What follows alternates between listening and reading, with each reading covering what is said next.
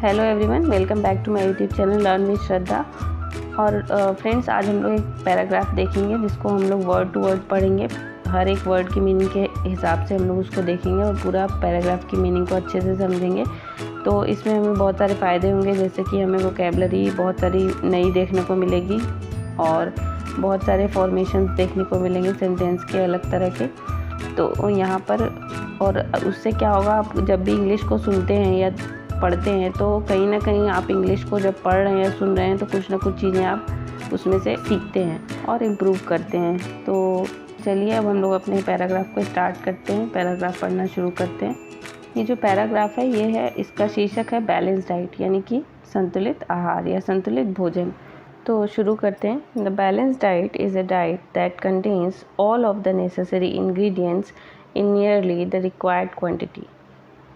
जो balance diet है यानी कि संतुलित आहार है या संतुलित भोजन है, इज़ अ डाइट, वो एक आहार है या भोजन है, दैट कंटेन्स, जो शामिल करता है, कंटेन्स मीन्स शामिल करता है, all of the necessary ingredients, जितने भी तरह के जरूरी, नेसेसरी मीन्स आवश्यक, इंग्रेडिएंट्स अवयव या सामग्री, जितने भी आवश्यक सामग्री या अवयव होते हैं उन सबको क्या करता है, शामिल करता है। कौन? बैलेंस डाइट यानी कि संतुलित भोजन या संतुलित आहार।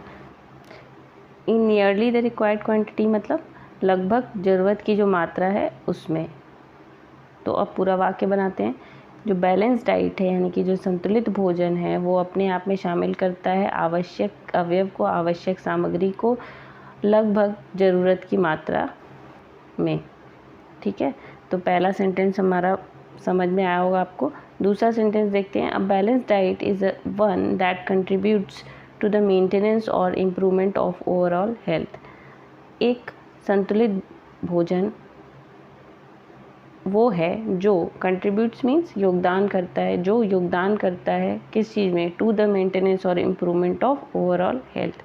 मेंटेनेंस होता है रख रखाव या बनाए रखना किसी चीज़ को, और इम्प्रूवमेंट क्या होता है? सुधार।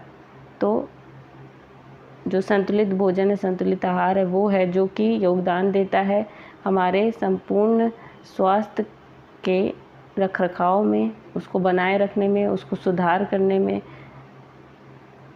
थर्ड सेंटेंस देखते हैं। We should eat a well balanced diet that includes liquids, adequate proteins, essential fatty acids, vitamins, minerals and calories.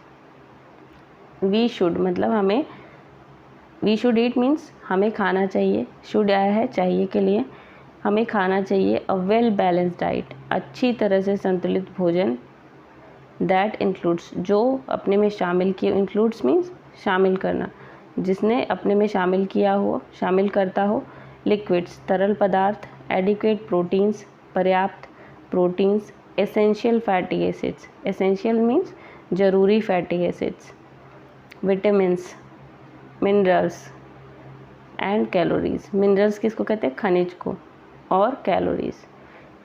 हमें एक अच्छी तरह से संतुलित भोजन को खाना चाहिए जो कि अपने आप में शामिल करता हो तरल पदार्थ, पर्याप्त प्रोटीन, जरूरी fatty acids, vitamins, minerals and calories, और कैलोरीज। अगला सेंटेंस देखते हैं। To maintain a healthy body we must eat fresh fruits, salad, green leafy vegetables, milk, egg, yogurt and so on a regular basis. एक स्वस्थ शरीर को maintain करने के लिए, बनाए रखने के लिए हमें क्या खाना चाहिए? We must eat. Healthy body मतलब स्वस्थ बॉडी में शरीर, मेंटेन करना मैंने बताया था कि रखने के लिए, उसको बनाए रखने के लिए। तो हमें एक स्वस्थ शरीर बनाए रखने के लिए वी मस्ट ईट, यहाँ पे मस्ट आया है मतलब खाना ही खाना चाहिए, ये चीज़ करना ही करना चाहिए। तो हमें खाना चाहिए, क्या खाना चाहिए? फ्रेश फ्रूट्स, ताज़े फल, सैलेड्स, ग्रीन लीफी वेजिटेबल्स यानी कि हरी पत्तेदार सब्जियां, मिल्क दूध, एग अंडे, योगर्ट दही एंड सो ऑन, और भी बहुत कुछ, on a regular basis. On a regular basis मतलब नियमित रूप से।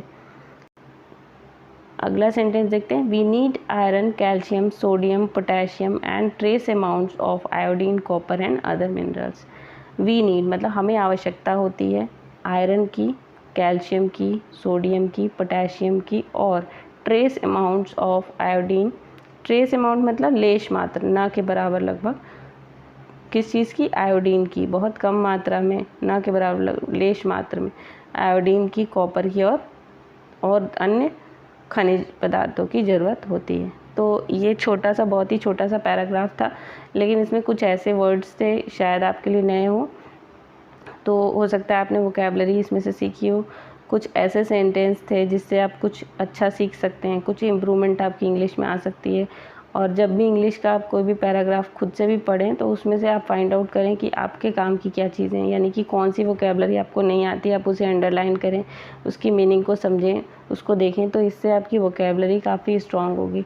और जब आपके पास वर्ड्स रहेंगे तभी आप उसको बोल भी पाएंगे।